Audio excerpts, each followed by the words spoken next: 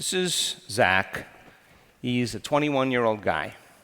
And he had a little bit of a turbulent past that led him into certain states of mind and body. And he came with his parents. Sue, where are you? Poppy, where are you? They came because nothing else was working for this guy, and he came across a few books, and it made sense to him. And I'm telling you, he had a rebirth yesterday and today. He is not the same guy that came here. So I have a little bit of a story to tell.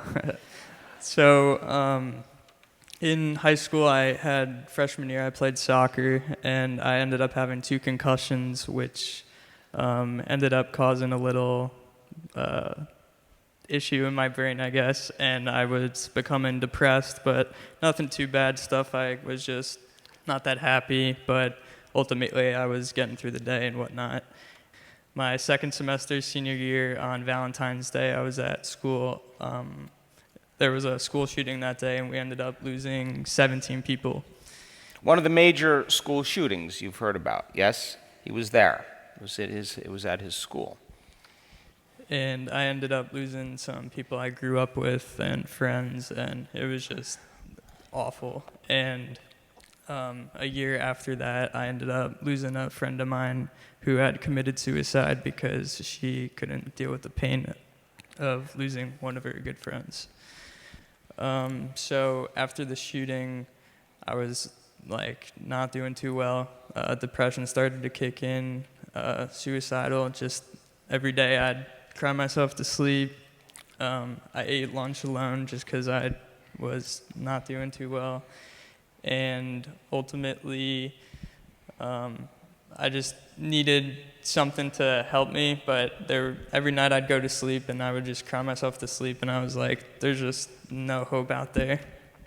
And I'd sit in the shower and just cry and ask for something to come into my life, because I knew after my friend had committed suicide, I was like, I just can't be going down the same path as her, because committing suicide, it just affects thousands of people, because people who know people, and it's just a whole tragedy. So I was at Florida State, and I was just not doing well, and I was I was studying athletic training at the time, and something came into my head, subconscious, and I was like, what the hell is this voice saying? Subconscious, I'm not interested in that. So I ended up typing in on YouTube, subconscious, and then I came across a man named Bob Proctor, and he's like, rewrite your paradigm, watch a video. In the suggested video, I see Bruce Lipton and Dr. Dispenza, and I'm like, who are these guys? Let me click on this video. So I ended up watching a video where Dr. Joe's just speaking, and something just resonated with me, and I was like, I don't know why, this seems like the answer. And at the same time, my mom had actually found the work too. Her friend had sent her a picture of becoming supernatural, or she had given it to her, I can't remember. And she's like, oh my God, this book is insane. I was like, send me pictures. So she sends me pictures, literally, I think 30 to 40 pictures of the preface, introduction. And I'm in my dorm bed and I'm reading it, and I'm like, oh my God, Mom, buy this book right now, because I'll be home in a few days. It was the end of the semester. She's like, I'm ordering it right now. So we were actually going to Portugal, and on the flight to Portugal, I read the entire book. During the flight, I'm like, Mom, this is unbelievable. So I ended up reading the book, fell in love with it, and the whole trip, I was like, screw this trip, I need to get home. I need to start doing the work. So I get home, I ended up having surgery, so I was able to just relax and start meditating. So I started meditating, and at first, I was not even thinking about healing the depression. I'd always been called short, because I'm 5'7". So I was like, I need to manifest being 6'3". He's like, I'm putting the potential, I'm putting a T, I'm feeling the emotion. I'm like, I'm going to be so tall. And I'd get out of the meditation, I'm like, do I feel any taller? And I'm like, nope. So that's how that started. And then after 2 weeks of that, I'm like, what the hell am I doing? I'm like, I'm watching videos, and I'm just like, what? I just need to become happy. I'm looking for stuff outside of me to make me happy. I'm like, it's not the way to go. So I just started doing, I was doing the tuning into new potentials, but my potentials now were happiness or just excitement rather than something physical to manifest. And then, so with the work in the beginning, it wasn't that I would come out of a meditation like, oh my God, I feel so good. But what I was noticing was, say on a scale of 0 being really depressed and 10 being perfectly happy, I would maybe start off the meditation at a 1 and I'd come out as a 2. So I went into the meditation being depressed and came out just a tiny bit less depressed. And I was like, well, at this rate, if I just put in the work, make slow progress, right? You don't have to do... Listen to this. Listen to this truth coming out of his mouth. He's not going for the big dog. He's actually setting himself up with a plan so that he's realistic about his changes. He's learning the formula to heal instead of obsessing about healing. Go ahead, Zachy. So I told myself, I think of it as a journey across America, right? And you're in the car. You never want to stop the car if you're trying to go from New York to California as quick as possible. So what I'd say is, with doing the work, like some days I would meditate for 5 hours. Other days, some days I'm like, I see absolutely no progress some days. Some days I feel like I'm going 400 steps backwards. But I would at least do a 5-minute meditation because I said I just got to keep if I'm pushing the car at 0.5 miles an hour, it's better than stopping the car and getting out. The problem with depression is being able to think greater than how you feel.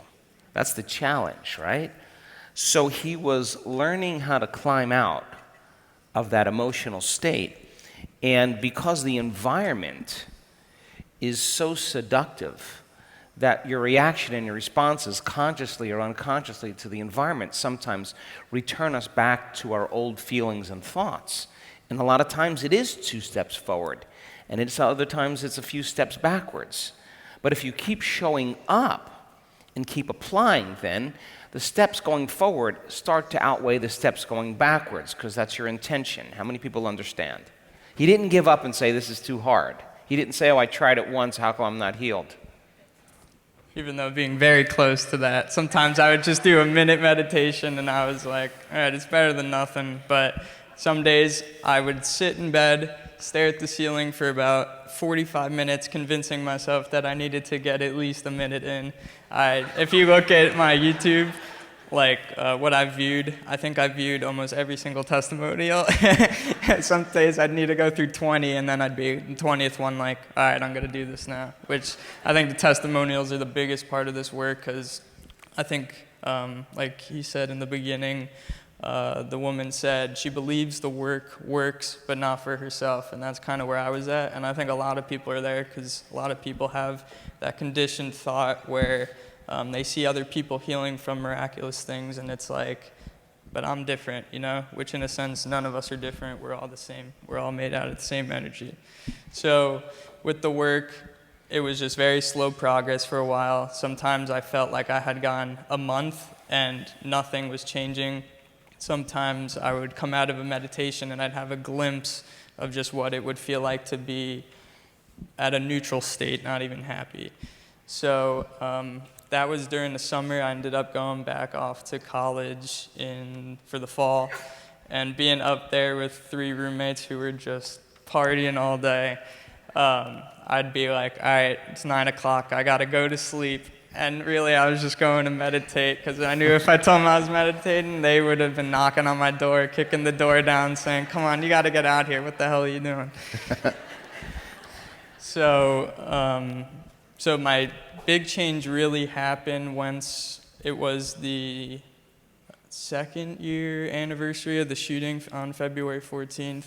And I remember writing in my journal, I was like, today's the day I'm just going to completely put myself into the work, because I see I could go into a meditation and come out just feeling a tiny bit better. Even if it was I'd go in completely depressed and come out just a little less, I was like, I could see some progress being made. So. But wait a second. He can tell you the day, where he was, and everything about that moment he made the choice.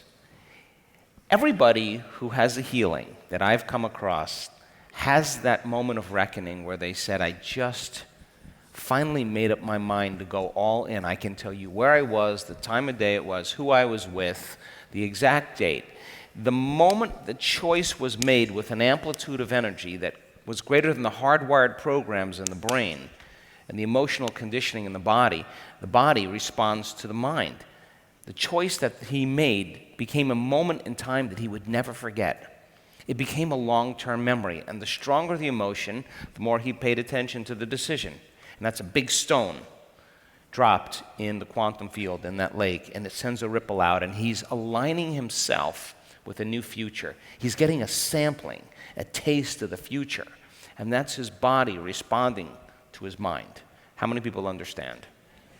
You can do that every time you start doing the work. You can do that every time you do the walking meditation. You just get big. And this is the moment where you make another big change, and they start adding up. Go ahead. So once I started throwing myself into the work, I never looked back, honestly. Some days I would have it where I was doing a 10-minute meditation, but that was maybe once or twice a week. I saw that my mood just started to improve completely. I was catching little glimpses of just what true happiness felt like. But don't get me wrong, there were plenty of meditations where I went in miserable, went through it miserable, was thinking the entire time, like, what the hell am I doing? And I'd come out a little less miserable and, like, just frustrated that I just wasted an hour of my life, when in reality... There's no such thing as a bad meditation. Yeah. So, in a sense, like, we can't see that we're changing the field, right? Because that means we're trying to see it, like we're trying to wait for it to manifest into physical reality. So you're really changing it behind the scenes, even though you might think you just wasted time. It's really true that there's never a bad meditation. And then about 2 months later, there was like a week where I was just elated for the entire day, and I was just like, something's going on here. So I remember... Could it be all the work I've done? So I remember waking up one morning, and I can't remember which day, but I remember sitting in bed, and I went to go reach for that familiar thought, like, oh God, like this day again, or just another day. And I remember my brain finally stopped it, pulled itself back in, and said, like, nah, today's gonna be a good day. And it was the first time I noticed...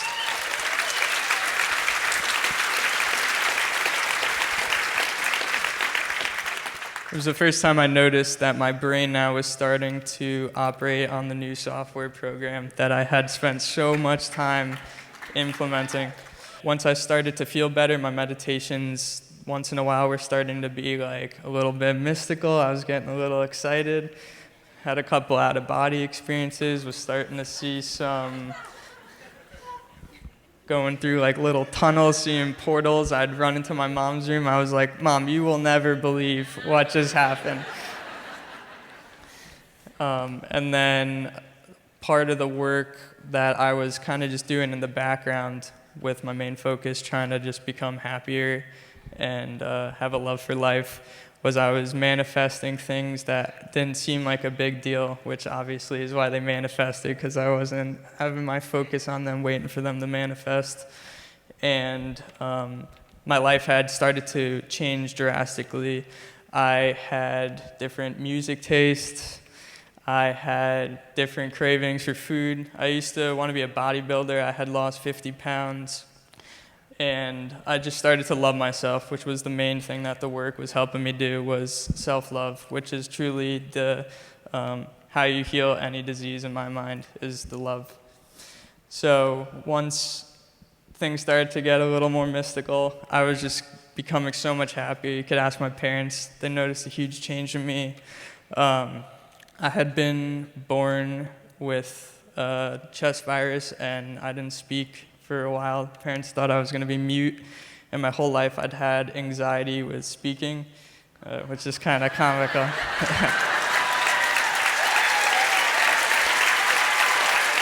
But wait, it gets better. What happened to you, Zachy, the last few days here? So I came to the event on Sunday, and I walk in, and the whole time, so I'm really big into angel numbers, there's a huge piece of wood in our garage, and it has the number 5 on it, and I'd been seeing 555 everywhere, and to me that means a big change is coming. So I'm sitting there every day, where's this change, where's this change? I'm so glad you believe it. That's all that matters to me. Could have been. And then before coming to the event, I had a knowing that something was going to happen here. The first few days, I wasn't really getting much out of it, but I was like, I'm meeting so many great people. It's great to see Dr. Joe in person. I remember watching hours and hours of him on video, and I was like, I just want to make sure he's real in person, like someone that saved my life. Like, I just want to be able to look at them and make sure they're actually standing there on stage. So I come to the event and nothing's really happening, but I just keep going back to just, if nothing happens, it'll happen sooner or later. Because when you get those mystical events, that's all you want, is you just chasing them. And in a sense, surrendering is the only way you get there, and the more you want to keep getting there is the less you're going to get there. So once it was Tuesday or Wednesday, the walking meditations totally changed a lot for me. I was able to start tapping into the centers. I was starting to feel elevated emotion a little more easy, and it was just exciting because I'd been waiting to do a walking meditation till I got to an event. So I was doing them, and I was like, I feel my energy changing a little bit. So what happened yesterday is, another thing that I had wanted to ask Dr. Joe, my main question, which is a little nerdy, but he always talks about like anti-aging, anti-health, that one chemical in the body, and then he also talks about what makes eels bioluminescent and light up. And I was like, he always says that it makes eels light up, but I'm like, I want to know the chemical so bad. I'm sitting in the corner, he's talking about the pineal gland, everything is clicking in my mind. I'm like, this is the meditation that I need. While he's talking about it, all of a sudden, I start like shaking a little bit. And to go back a little bit, in September, I was sitting at the dinner table with my parents, and all of a sudden, I feel a tingling going up my spine, and my eyes pop out of my head, my flesh goes so white. My parents thought I was gonna die. My heart's racing about 400 miles an hour. I feel like I'm having an out-of-body experience with my eyes open. I'm like, Mom, I'm gonna die. This is bad. Thank God his parents are into the work, for God's sakes. He's possessed. But I knew my parents, if I started having convulsions going crazy, they were going to freak out. So I was suppressing that so much, trying to control it. I had to go take a walk around the neighborhood just to get the energy going. It wouldn't stop. And for weeks after that, I'd be driving, and then all of a sudden, any stimulus was so overstimulating, I'd have to like pull the car over and just do like a little breathing just to get myself back so I could just drive home. Like, it was crazy. The nervous system was kind of just sending out little spurts of rewiring, and I could feel it, and I was kind of getting scared. Let's call that gamma, just so that is. So what happened in the corner was, all of a sudden I was shaking. I would go to my dad. I'm like, this is I got a lot of energy going on. I'm about to start having something crazy. I'm going to go outside. I didn't want to interrupt Dr. Joe teaching. So I go sit outside, and it's calming down a little, but it's still going, and I'm like, something is up.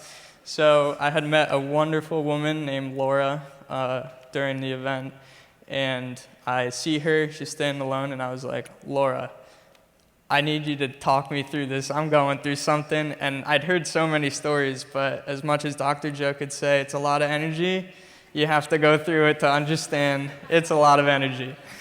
So my legs are getting so hot, my arms are going numb, my jaw's numb, I'm like walking around, I can't feel anything. And so she's just talking me through it. She's like, I've had plenty of these. You're going to be perfectly fine. And I'm like, no, I'm dying. This happens all the time. I'm like, you don't understand. I'm different. This is death.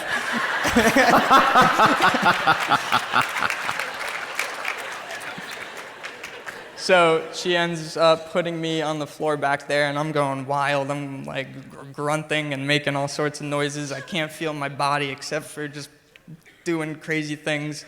And then you guys were starting the meditation, so I moved outside, and she was just helping me through it.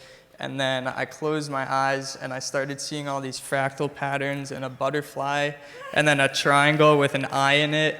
And then a voice came to me, and it was like, you wanted something to happen? How's this? And I was like... And the synchronicity with it was that, so for the past month to 2 months, I had been hearing the name Laura everywhere. Like my dad would be selling someone's house, her name was Laura. And in her email address, it was like Laura 17, whatever. And 17 was my number, the amount of people that had died in the shooting. And I was like, so many synchronicities. So I remember sitting in bed and I was like, who the heck is Laura? Is this a girl I'm supposed to meet? Is she like, she gonna come down and... She's an angel. Yeah. Which she is. She helped me through what I was going through yesterday. And so I was going through that, and then I kind of came out of it, and I felt like I was reborn in a sense. And then with the pineal meditation today, I do the breath, which I think the breath is even more important than the meditations. Once you get the breath down, like, I could put myself into the cosmos in about 10 seconds, and if I could do it, you guys could definitely get it quicker than that. So I get the breath down over there, and I feel a shock in my left foot, shoot right up, back of my spine into my head, and I said, oh, Lord, this again? That's exactly what I used to say. Oh, fuck, not now. My heart's racing. I'm like, oh no, I'm not ready for this. And then all of a sudden it starts, and I'm like, oh my god, I'm 4 hours of this? You gotta be kidding me. Luckily, it only lasted an hour. Then he says, lay down, and I'm like, thank God, I can't take this anymore. Lay down, then all of a sudden I was thinking about just anything and everything you could put into my head. And then in a snap of a finger, I kind of just surrendered. I don't know how I did it. I just surrendered, and then all of a sudden, I started. So in my mystical experiences, I know they're about to happen when it feels like I'm going through a time travel tube tunnel looking thing, like in a movie when you see them flying through the tube. That's exactly what it feels like. So I'm going through the tube, and I'd been chasing that for like 5-6 months. I haven't had a great, like a mystical meditation in a while. So I see it coming, and I'm like, oh my God, I'm so ready for this. So I come out of the tunnel, and all of a sudden I see this white square, and then right after, in the square, I see these dots, and they look like molecules. And I had remembered growing up, I'd sit in bed and look at the ceiling, and if it was dark enough, my eyes would go into, now thinking about it, a trance, and I would start seeing dots all over the place, and I remember saying to myself, this kind of look like molecules. I'm like, I'm 8 years old, and definitely not molecules. So I see those same molecules, and I'm like, oh my God, I haven't seen these in like 10 years. All of a sudden, the molecules start to create like fractal patterns in order, and I was like, oh my God, I was seeing the atoms, the electrons, that when we put our attention on them, they in a sense can move into order if we're adding positive. Collapse. Yes. Collapse. Sorry. Thank you. So they were collapsing into these fractal patterns, and I was like, oh my God, if I just knew this when I was 8, I would not have left bed. So, and then all of a sudden, I start seeing these shapes being formed. It was kind of like sacred geometry shapes. And then in the background was this blue, white, and black, kind of looked like a thing in a kaleidoscope. And it was just, these molecules were spinning at a rate I've never seen in my life. It was so fast, it was so fascinating, and it comes in front of my face like it's a flat screen TV in front of my face, and it starts saying what the message is when they come through me. It sounds like my thoughts, but I know it's not my thoughts because I'm no one, nowhere, no time. So in a sense, like I know it's not my voice talking to me. I can't really describe it. It's the divine. Let's just say what it is. So it starts saying to me, when you put your attention on something, you're changing the field and you're going to change matter if you keep that energy into one pointed attention. And it just made so much sense to me. So the last thing that happened was, so I was talking about my thing with the whole speech. And all of a sudden at the end of the meditation, I feel my throat like opening up. And I'm like, oh my God, what's going on here? And it just keeps like opening up. And I'm like doing these neck jerks. I'm like, can this stop? Meditation's almost over. Not this again. And then the meditation ended, and it kind of just, like, my neck just surrendered in and just relaxed and just felt so open. And it was the first time in my life where I thought, like, I can't wait to go talk to people. Like, I just want to talk to everyone. Where would he be right now if he didn't keep choosing himself every morning? Tell me. He would not be on the stage. He would not have had this experience. So he remembers those moments where he wanted to quit, and he went a little further. He remembers those moments because that was led him to this moment right here. And every time you choose yourself in a meditation, and I have sat with myself for hours just thinking, what is this? But it is years of programming coming unglued, and you got to be able to ride that wild steed. You got to be able to saddle up and stay on. And if you get bucked, you got to get back on again until you finally figure it out. And he showed up every day. To the profane, for someone who's needs to see evidence for themselves, they need to be healed right away. To them, they would say, yeah, he just is lucky. He's a weird kid anyway. You know, they would say something like that. But the truth is, by him choosing himself every single day, it meant he believed on some level that he could heal, that he could change. Yes or no? And because he showed up every day, even if it was for 5 minutes, just to keep his foot in the sand, to stay in the game, he did it. And he remembers every one of those choices. He didn't talk about all the great meditations, although he had some. He's talking more about the challenging ones because it was the challenging ones that led him to where he is today. He loved himself more because he did settle the body down. He did get beyond that chatter, that voice, that program, that hardwired attitude, that emotional conditioning. He was curious to see what was on the other side of it. To the person who has an entitlement and a sense of urgency that it hasn't happened to them yet, they are fooled because it was every day that he showed up that led him to that moment today in this pineal gland meditation. He was just worthy to receive. And you see, he was just curious. And by the way, when it happens, it's big. I keep telling you that. So big, you're like, I think I'm good. You've been waiting all this time for it, and when it comes, it's such a dichotomy because you can't control it. It's just way bigger than that. And when that autonomic nervous system latches on, and it's in coherence, and it's going to pick up a frequency, you got to deal with it. And you got to buckle up. And it's not something you can do in one leap. Trust me. You let a little in, and then that's enough. And then relax, you let a little bit more in, then you don't want any more in, and you got to be with that for a minute, and you got to get ready for it again. You got to do it on your own terms, and you got to practice surrendering and not contracting, but it's so big that it's normal. The response is to contract. Now, would you say that something wonderful is happening to Zachy? Yes. Would you say? The main reason I wanted to do the testimonial was because when I got into the work, I was watching a lot of testimonials, and it was always that I came to one of the events and I healed myself, or right after I went to an event, I healed myself, and I was like, I want to be the person. And I saw a couple videos where it was like I healed myself at home, but the majority of them were that I went to an event, and I was saying to myself, why can't I be one of the few ones that I healed myself at home, and then came to the event after and able to share my experience. And that's exactly why I'm here, to help give inspiration to people with depression and suicide, but also the younger generation, because this work truly changed me, and I know a lot of people that it could help. And if we get younger people doing the work, then we'll change the future.